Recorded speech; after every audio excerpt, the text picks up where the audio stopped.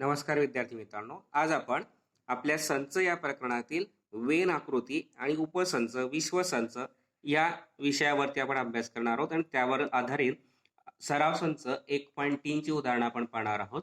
तर सुरुवातीचं पहिलं माहिती दिली आपल्याला वेन आकृतीविषयी. तर वेन आकृती म्हणजे काय?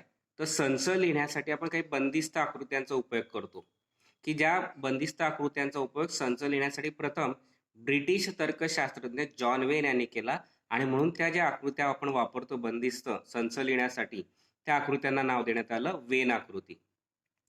आता त्याच्यासाठी वेगवेगळ्या प्रकारच्या आपण आकृत्या वापरू शकतो. आयताकृती, वर्तुळाकृती, त्रिकोणाकृती, कोणतीही आकृती आपण वापरली तरी चालते. म्हणजेच काय की संच लिहिण्यासाठी ज्या बंदिस्त आकृत्यांचा वापर केला जातो त्या बंदिस्त आकृत्यांना आपण वेन आकृती म्हणतो. उदाहरणार्थ दिलेलं आहे की ए हा संच दिला 1 2 3 4 5. मग आता ए या संचातील घटक दिलेत 1 ते 5. मग आता हे आपल्याला संच हा जो संच आहे तो आपल्या एका बंदिस्त आकृतीत लिहायचा आहे. ती आकृती म्हणजे काय? आपली वेन आकृती. मग आता ही वर्तुळाकृती किंवा अंडाकृती आकृती घेतली, त्याच्यात संचाचं नाव लिहिलं ए आणि ए यामधल्या सर्व घटक आपण याच्यात लिहिले 1 2 3 4 आणि 5. मग ही आकृती झाली आपली वेन आकृती. पुढचा टॉपिक दिलाय उपसंच. तर उपसंच म्हणजे काय?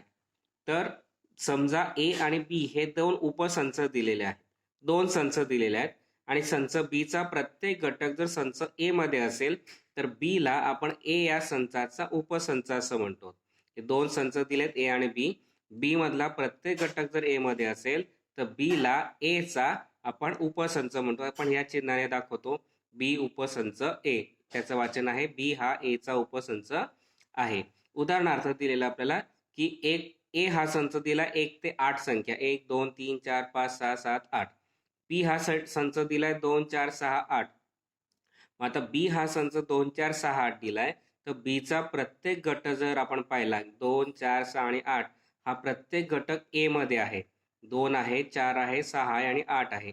म्हणजेच बी चा प्रत्येक घटक ए चा देखील घटक आहे आणि म्हणून बी हा ए चा काय आला? उपसंच. आता हेच आपण वेन आकृतीने दाखवू शकतो. काय करणार? एक चौकोन घ्या, आयत घ्या किंवा वर्तुळाकृती अशी आकृती घ्या. त्याच्यामध्ये एक छोटा वर्तुळ घ्या. त्या वर्तुळामध्ये अगोदर बी जो उपसंच आहे तो लिहा 2 4 6 आणि 8. मग बी लिहिला मी 2 4 6 आणि 8 आणि उरलेले जे घटक आहेत ते त्या गोलाच्या वर्तुळाच्या बाहेर लिहिले 1 3 5 आणि 7. मग तो 1 3 5 7 हा संचाला नाव दिलं ए. मग आता ए चा जर विचार केला तर ह्या पूर्ण आकृतीतले जे घटक आहे ते ए मध्ये आहेत. 1 आहे 2 आहे 3 आहे 4 आहे 5 आहे 6 आहे 7 आणि 8 आहे आणि मधला जो वर्तुळात बी आहे तो बी काय आला? या ए चा काय आला? उपसंच. आता आपण उपसंचाचे काही गुणधर्म दिलेत ते पाहूया. प्रत्येक संच स्वतःचा उपसंच असतो. प्रत्येक संच स्वतःचा उपसंच असतो. समजा ए हा संच घेतलाय 1 2 आणि 3. तर ए हा ए चाच उपसंच असेल म्हणून आपण लिहू शकतो ए उपसंच ए. जसं आपण आरशामध्ये प्रतिमा पाहिली, आरच्या समोर आपण स्वतः उभं राहिलो तर आरशामध्ये आपलीच प्रतिमा दिसते, म्हणजे आपलीच प्रतिमा आपल्याला दिसते. तसं प्रत्येक संच हा स्वतःचा उपसंच असतो. नंतर रिक्त संच हा प्रत्येक संचाचा उपसंच असतो. तर रिक्त संच म्हणजे काय? की ज्यात एकही घटक नाही. आणि समजा ए हा संच दिला आपल्याला 1 2 3. तर रिक्त संचात एकही घटक नाही पण ए मध्ये आहेत म्हणून रिक्त संच हा ए चा काय आला? उपसंच. तर समजा तिसरा गुणधर्म दिलाय ए बरोबर बी. समजा ए संच घेतला आपण तेच 1 2 3 आणि बी संच घेतला क्रम बदलला 2 3 आणि 1. तर ए चा प्रत्येक घटक बी मध्ये आलाय पहा 1 2 3 1 2 3 म्हणून ए हा काय आला? बी चा उपसंच. आणि बी चा प्रत्येक घटक जर पाहिला 2 3 1 तो सुद्धा ए मध्ये आहे 2 3 1 आणि म्हणून बी हा सुद्धा ए चा काय आला? उपसंच. ए चा आणि बी चा प्रत्येक घटक सारखा आहे म्हणून आपण काय लिहिणार? ए बरोबर बी. ए बरोबर बी जर असेल तर ए हा बी चा उपसंच असतो आणि त्याचप्रमाणे बी हा ए चा उपसंच असतो. याच्या उलट म्हणजे भूमितीच्या भाषेमध्ये याचा व्यत्यास, याचा उलट क्रम. समजा ए हा बी चा उपसंच आहे. समजा आपण ए ची किंमत घेतली 1 2 3 आणि बी संच घेतला 2 3 1. म्हणजेच काय, ए चा प्रत्येक घटक बी मध्ये आहे आणि बी चा प्रत्येक घटक ए मध्ये आहे. जर आपण पाहिलं तर ए चे प्रत्येक घटक बी मध्ये, बी चा प्रत्येक घटक ए मध्ये आहे. म्हणजे दोघी संचातील घटकांची संख्या सारखी आणि घटक सुद्धा समान आहेत. म्हणून हे दोघी संच जर घेतले आपण तर ए आणि बी हे दोघी संच काय आले, समान आले. पुढचं आहे आपलं, पुढचं आहे विश्वसंच. विश्वसंच म्हणजे काय, तर आपण ज्या संचाचा विचार करणार आहोत त्या सर्वांना सामावून घेणारा एक मोठा संच असेल तर त्या मोठ्या संचाला काय म्हणतो आपण, विश्वसंच असं आपण म्हणतो. त्याच्या बाहेरील घटकांचा आपण त्यात विचार करत नाही. उदाहरणार्थ एक दिलेलं आहे की आपल्या शाळेतील वारंवार उपस्थित राहणाऱ्या 9वीच्या काही विद्यार्थ्यांच्या अनुपस्थितीचा अभ्यास करायचा असेल तर त्यासाठी आपल्याला 9वीतील सर्व विद्यार्थ्यांचा संचाचा विचार करावा लागेल. आणि म्हणून इयत्ता 9वीतील सर्व विद्यार्थ्यांचा संच किंवा शाळेतील सर्व विद्यार्थ्यांचा संच हा काय घेता येईल, आपल्याला विश्वसंच घेता येईल. म्हणजे शाळेतील अनुपस्थित विद्यार्थी आपल्याला शोधायचे असतील, त्यांचा अभ्यास करायचा असेल किंवा किती दिवस अनुपस्थित आहेत, काय आहेत, तर त्याच्यासाठी आपल्याला पहिल्यांदा सर्व विद्यार्थ्यांचा विचार करावा लागेल. शाळेतील इयत्ता 9वीचे सर्व विद्यार्थी किंवा शाळेतील सर्व विद्यार्थी, तर शाळेतील सर्व विद्यार्थ्यांचा संच किंवा इयत्ता 9वीतील किंवा त्या विशिष्ट इयत्तेतील किंवा तुकडीतील विद्यार्थ्यांचा संच म्हणजे कोणता संच येईल, आपला विश्व. आता विश्वसंचाचं दुसरं उदाहरण जर आपण घ्यायचं म्हटलं तर आपल्या शाळेतील क्रिकेट खेळणाऱ्या मुलांमधून 15 मुलांचा संघ निवडायचा आहे. तर शाळेतील क्रिकेट खेळणाऱ्या सर्व खेळाडूंचा संच हा विश्वसंच होऊ शकतो. या शाळेत समजा 50 विद्यार्थी आहेत, ते 50 खेळाडू जे आहेत ते क्रिकेट खेळतात, मात्र त्या क्रिकेट खेळणाऱ्यांमधून फक्त 15 जणांचा आपल्याला संघ तयार करायचा आहे. मग आता विश्वसंच कोण घ्यावा लागेल, तर शाळेतील क्रिकेट खेळणारे सर्व विद्यार्थी काय येतील, विश्वसंचात येतील. ते आपण यू या अक्षराने दाखवतो. आणि क्रिकेटचा संघ जो असेल तो आपला वेगळा येईल, तो येईल त्याचा उपसंच. म्हणजे क्रिकेटचा 15 विद्यार्थ्यांचा क्रिकेटचा संघ जर घेतला तर तो शाळेतील सर्व क्रिकेट खेळणाऱ्या विद्यार्थ्यांचा संचाचा उपसंच येईल आणि अशा प्रकारे विश्वसंच. त्याच्यानंतर पुढचा टॉपिक आहे आपला पूरक संच. पूरक संच म्हणजे काय, तर समजा यू हा विश्वसंच दिलेला आहे आणि बी हा विश्वसंचाचा उपसंच, म्हणजे थोडक्यात बी चा प्रत्येक घटक यू मध्ये आहे, तर संच बी मध्ये नसलेल्या परंतु विश्वसंच यू मध्ये असलेल्या घटकांच्या संचाला आपण त्या बी संचाचा काय म्हणू, पूरक संच. आणि तो आपण बी डॅश किंवा बी रेस टू सी ने दाखवतो. तर उदाहरणार्थ एक उदाहरण दिलेलं आहे की विश्वसंच दिलाय 1 ते 10 संख्या, ए संच दिलाय 2, 4, 6, 8, 10. मग आता ए चा आपल्याला पूरक संच जर लिहायचा असेल तर ए चा पूरक संच म्हणजे काय, ए मध्ये नसलेले मात्र विश्वसंचात असलेले, ए मध्ये नसलेले मात्र विश्वसंचात असलेले. मग ए मध्ये 2, 4, 6, 8, 10 आहे, मग कोण नाहीये, 1, 3, 5, 7, 9. आणि म्हणून 1, 3, 5, 7, 9 हा जो संच आहे तो या ए चा काय आला, पूरक संच. तो आपण वेन आकृतीने अशा पद्धतीने दाखवू शकतो. काय करायचं, आयताकृती भाग घ्यायचा, आयत काढायचा, त्याच्यामध्ये एक वर्तुळ काढायचं, त्या वर्तुळामध्ये दिलेला जो ए संच असेल तो लिहायचा, 2, 4, 6, 8 आणि 10. आणि उरलेले जे संच असतील, घटक असतील यू मधले, ते सर्व त्या आयताकृती भागात घ्यायचे. मग मधला हा आला ए संच आणि ह्या आयताकृती भागात उरलेला जो असेल तो काय आला, ए चा पूरक संच. आणि बाहेर त्याचं नाव लिहायचं विश्वसंच. म्हणजे हा वर्तुळाकृती भाग आणि आयताकृती भाग या दोघांमधले जे घटक आले ते सर्व कोण आले, विश्वसंचातील घटक आले. आता आपण पूरक संचाचे गुणधर्म पाहूया. त्याच्या अगोदर एक उदाहरण घेऊ. समजा ए हा संच दिलाय 1, 2, 3 आणि विश्वसंच दिलाय आपल्याला 1, 2, 3, 4. ए संच दिलाय 1, 2, 3, विश्वसंच दिलाय 1, 2, 3, 4. मग त्याच्यावरनं पूरक संच आपण ए चा जर घेतला तर पूरक संच म्हणजे काय, ए मध्ये असलेले, नसलेले आणि विश्वसंचात असलेले घटक. मग आता ए मध्ये नाहीये परंतु विश्वसंचात आहे असे असलेला एकच घटक आहे, किती, 4. म्हणून ए चा पूरक संच किती आला इथे, आता 4. मग आता त्याच्यानं 4 गुणधर्म आपण पाहू. ए आणि ए चा पूरक संच, कॉम्प्लिमेंट ऑफ ए आणि ए चा पूरक संच यांच्यामध्ये सामायिक घटक नसतो. आता इथे पहा, ए मध्ये 1, 2, 3, ए चा पूरक संच आहे 4, या दोघांमध्ये एकही सामायिक घटक नाही, म्हणून पहिला गुणधर्म ए आणि ए चा पूरक संच यांच्यात सामायिक घटक नसतो. दुसरं, ए हा विश्वसंचाचा उपसंच असतो आणि ए चा पूरक संच सुद्धा विश्वसंचाचा पूरक संच असतो, उपसंच असतो. मग आता ए जर घेतला तर ए चा प्रत्येक घटक पहा 1 2 3 हा विश्वसंचात आलाय. मग ए चा प्रत्येक घटक विश्वसंचात आहे म्हणून ए उपसंच विश्वसंच आला.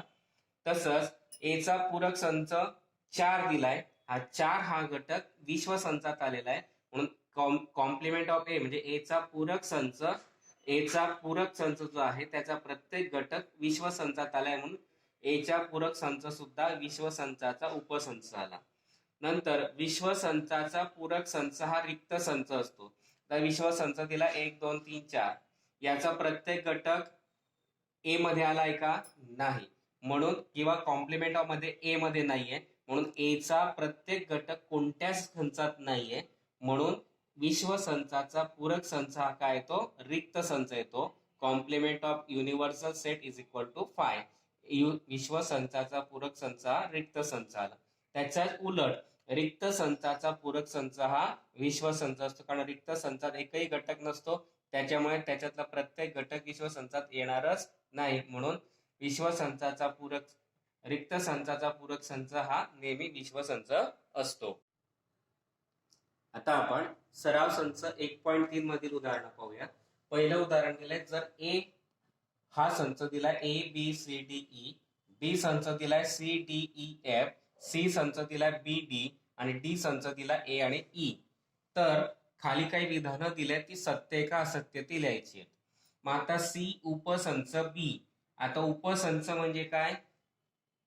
तर सी उपसंच बी याचा अर्थ काय की सी चा प्रत्येक घटक बी मध्ये आहे किंवा नाही ते पाहायचं. सी चा प्रत्येक घटक बी मध्ये असेल तर हे विधान सत्य आहे, नसेल तर असत्य आहे. मग आता सी चे घटक कोणते? बी आणि डी. हे बी आणि डी बी मध्ये आलेत का? पहा, फक्त डी आलेला आहे, बी आलेला नाही म्हणून हे विधान काय येईल आपलं? असत्य. ए उपसंच डी, आता ए चा प्रत्येक घटक डी मध्ये आलाय का? पहा, ए मध्ये 5 घटक दिले, डी मध्ये 2 घटक दिले म्हणजे ए चा प्रत्येक घटक डी मध्ये नाही म्हणून हे विधान सुद्धा काय येईल? असत्य. आता डी उपसंच बी, जे डी चा प्रत्येक घटक बी मध्ये आहे का? पहा, डी मध्ये कोण कोण आहे? ए आणि ई. आता हा ए आणि ई बी मध्ये आहे का? पहा, ई आहे, ए नाहीये म्हणजे दोघी घटक नाहीये म्हणून हे विधान काय आलं? असत्य. आता डी उपसंच ए, डी चा प्रत्येक घटक म्हणजे ए आणि ई हे दोघे घटक ए मध्ये आहे का? पहा, ए पण आहे आणि ई पण आहे म्हणून हे विधान काय आलं आपलं? सत्य आलं, आणि डी चा प्रत्येक घटक ए मध्ये आहे. आता बी उपसंच ए, बी चा प्रत्येक घटक ए मध्ये आहे का? पहा, सी आहे, डी आहे, ई आहे, एफ आहे का? नाही म्हणून हे विधान काय आलं? असत्य.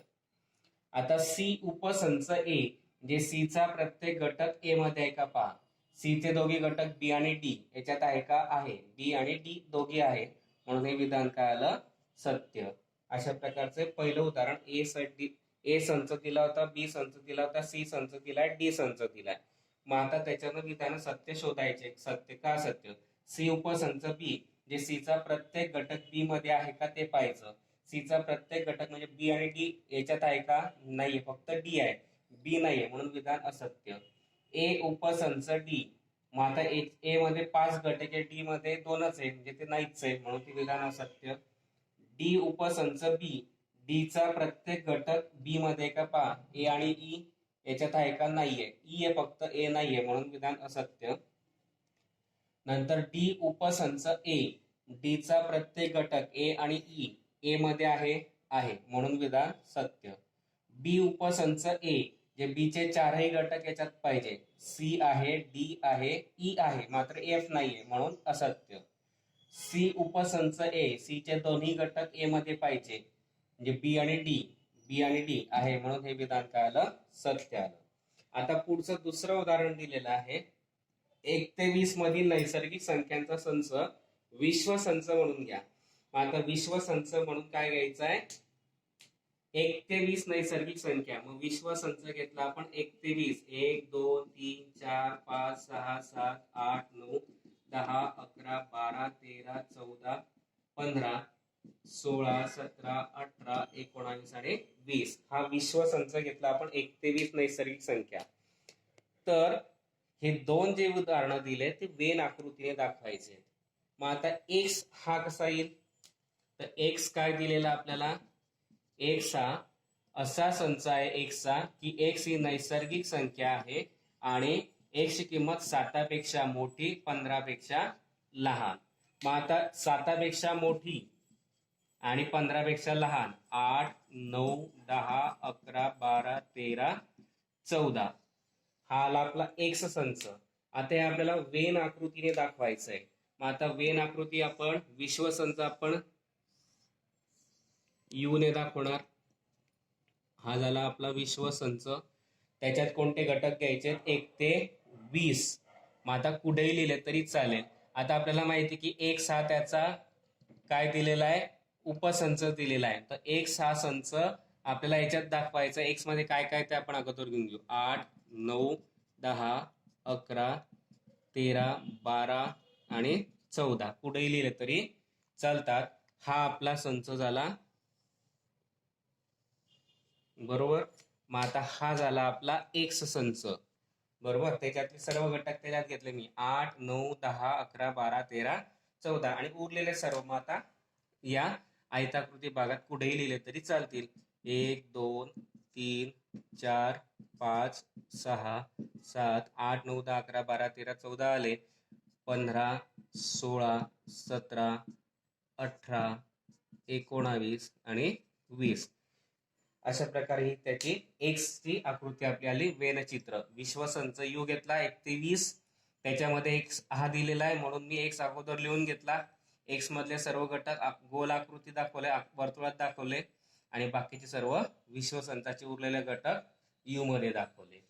त्यानंतर आता पुढचं आहे, वाय हा वायचा असा संच आहे की वाय ही नैसर्गिक संख्या आणि वाय ही 1 ते 20 मधली मूळ संख्या आहे.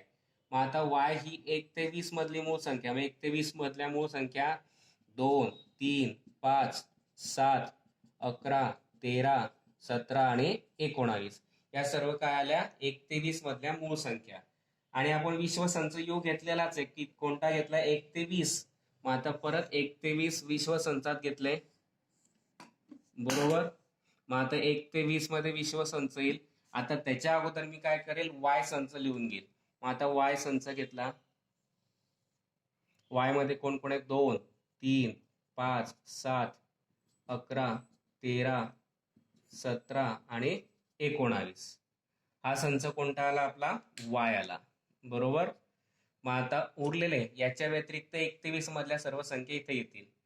1 2 आला, 3 आला, 4 5 झाला, 6 7 आहे, 8 9 10 11 आहे, 12 13 आहे, 14 15 16 नंतर 18 19 आहे, 20 ही झाली आपली आकृती. म्हणजे जो वाय संच आहे तो अगोदर मी गोलात लिहून घेतला, उरलेले 1 ते 20 मधल्या संख्या मी इथे घेतल्या. अशा प्रकारे हे आपलं दुसरं उदाहरण. पुढचं उदाहरण दिलेलं आहे, विश्व संच दिलाय 1 2 3 7 8 9 10 11 12 आणि पी संच दिलाय 1 3 7 10. तर विश्व संच, पी संच आणि पी चा पूरक संच हे आपल्याला वेन आकृतीने दाखवायचं आहे. आणि दुसरं आहे, पी च्या पूरक संचाचा परत पूरक संच घेतल्यानंतर पी हा मिळतो आपल्याला जास्त दाखवायचं, त्याचा पडताळा घ्यायचा आहे. आता काय दिला आपल्याला, यू दिलेला म्हणजे विश्व संच दिलाय 1 2 3 7 8 9 10 11 12. पी दिलाय 1 3 7 10. आता त्याच्यावर आपल्याला काय काढावं लागेल, अगोदर पी चा पूरक संच काढावा लागेल. मग आता पी चा पूरक संच म्हणजे काय, पी मध्ये नसलेला विश्व संचात असलेले घटक. पी मध्ये नाहीये पण विश्व संचात आहे असे घटक आपल्याला इथे लिहायचे. 1 आहे, 2 नाहीये, 3 आहे, 7 आहे, 8 9 नाहीये, 8 आणि 9, 10 आहे, 11 नाहीये, 12 नाहीये. म्हणून पी चा पूरक संच कोणता आला आपला, 2 8 9 11 12. पूरक संच कसा काढतो आपण, दिलेल्या संचात नसलेले मात्र विश्व संचात असलेले. आता पी मध्ये 1 3 7 10 आहे. मग यू मध्ये विश्व संचामध्ये 1 3 7 10 सोडून जेवढेही घटक असतील ते सर्व इथे लिहिले. मग 2 8 नंतर 9 नंतर 11 आणि 12. आता विश्व संच, पी संच आणि पूरक संच आपल्याला वेन आकृतीने दाखवायचे आहे. मग आता वेन आकृती आपण काढली, ही घेतली आपण वेन आकृती, बरोबर. मग आता याच्या यू हा जो आहे 1 2 3 7 9 1 7 1 2 3 7 8 9 10 11 12 हे आपल्याला दाखवायचं आहे. मग आता हे दाखवताना आपल्याला काय करावं लागणार आहे, त्या अगोदर पी संच आपण लिहून घेऊ. मग आता पी संच लिहून घेतला मागच्या प्रमाणे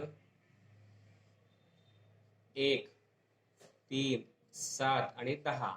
हा संच कोणता आला, आपला पी संच आला, बरोबर. इथे मी पी घेतला, हा पी संच आला.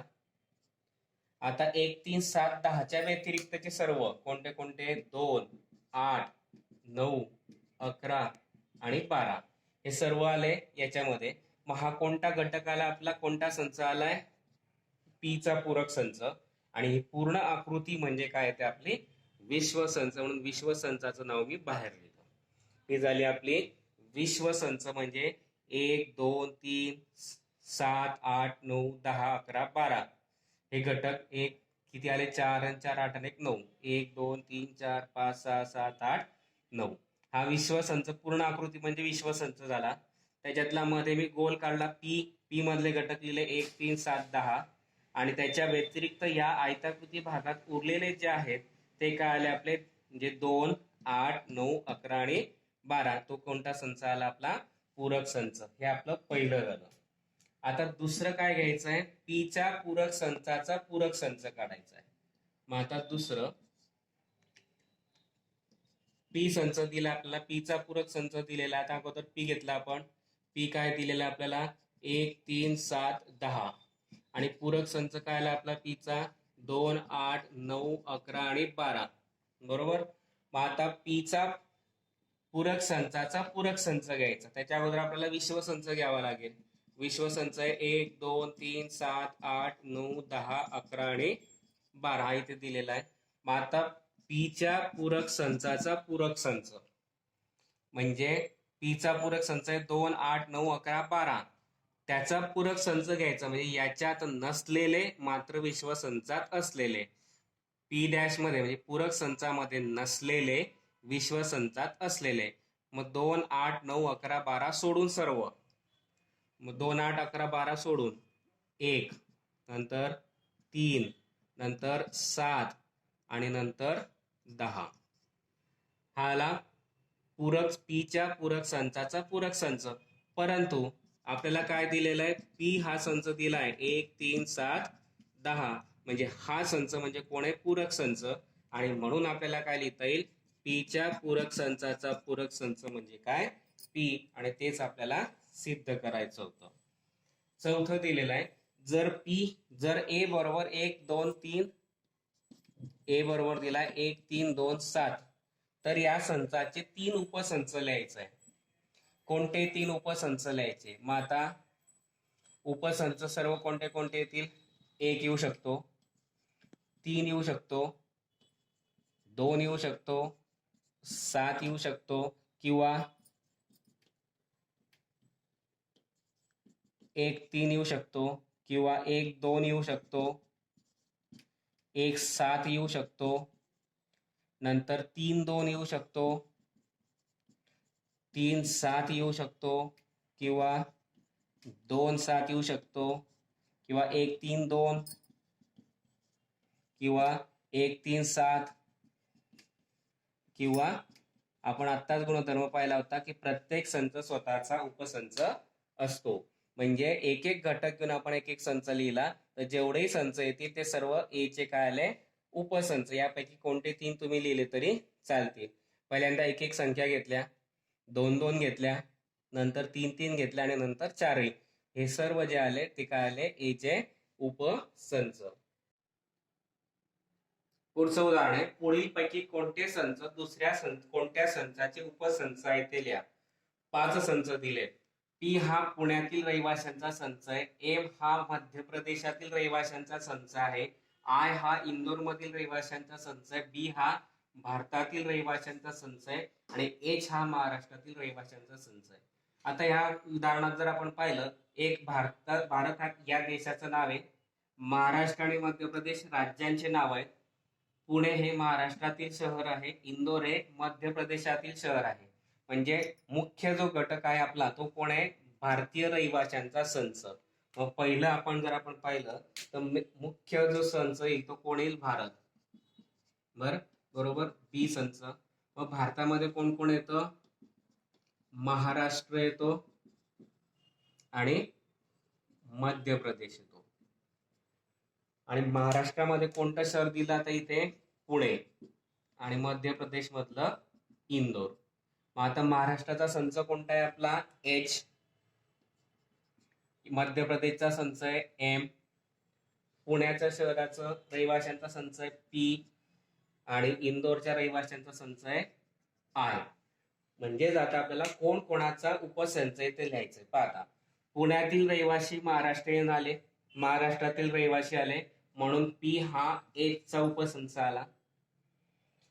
महाराष्ट्र हा भारतातील आहे म्हणून पुण्यातील हे महाराष्ट्रात बरोबरच कोणाचे घटक आले, भारताचे, म्हणून पी हा परत भारताचा उपसंच आला. त्याचप्रमाणे महाराष्ट्र हा भारतात येतो म्हणून महाराष्ट्रातील प्रत्येक रहिवासी हे भारतीय आहेत म्हणून एच हा सुद्धा बी चा उपसंच आला. त्याच पद्धतीने इंदोर हे मध्य प्रदेशमध्ये, म्हणजे इंदोरचे रहिवासी म्हणजे मध्य प्रदेश मधील रहिवासी, म्हणजे इंदोरचा प्रत्येक घटक मध्य प्रदेशात आहे म्हणून आय हा एम चा उपसंच आला. मध्य प्रदेश भारतात आहे म्हणून इंदोरचे रहिवासी मध्य प्रदेशातील बरोबरच भारतातील रहिवासी आले म्हणून इंदोरचा प्रत्येक रहिवासी भारतीय आला म्हणून आय हा बी चा सुद्धा उपसंच आला. त्याचप्रमाणे मध्य प्रदेश हा भारतामध्ये येतो म्हणून मध्य प्रदेशातला प्रत्येक रहिवासी भारतातला रहिवासी आला म्हणून एम उपसंच बी आला. त्याचप्रमाणे आपण कसं लिहू शकतो, पी स्वतःचा उपसंच म्हणून पी उपसंच पी, एच उपसंच एच, बी उपसंच बी, आय उपसंच आय, एम उपसंच एम, बी उपसंच बी. तर दुसरा प्रश्न त्याच्यात दिलेला आहे की वरीलपैकी कोणता संच कोणत्या या उदाहरणात विश्वसंच म्हणून घेता येईल. माता विश्वसंच म्हणून कोण घेता येईल, पुणे, इंदोर, महाराष्ट्र, मध्य प्रदेश हे सर्व कोणामध्ये येतात, भारतातले. म्हणजे सर्व भारतातले रहिवासी हे महाराष्ट्रात येतील, पुण्यात येतील, इंदोर मधील, मध्य प्रदेश. जे पुण्याचे रहिवासी असो, इंदोरचे रहिवासी असो, ते महाराष्ट्रात आणि मध्य प्रदेशात येतात आणि महाराष्ट्र आणि मध्य प्रदेश भारतात येतात, म्हणजे चारही भारतात येतात. म्हणून इथे विश्वसंच म्हणून आपल्याला काय घ्यावं लागेल, भारतातील रहिवाशांचा संच हा कोण आहे, विश्वसंच म्हणून घेता येईल. कारण का, तर पुणे असेल, इंदोर असेल, महाराष्ट्रामध्ये सगळे पुढे येतात भारतात म्हणून भारत हा काय येईल आपल्याला विश्वसंच म्हणून घेता येईल.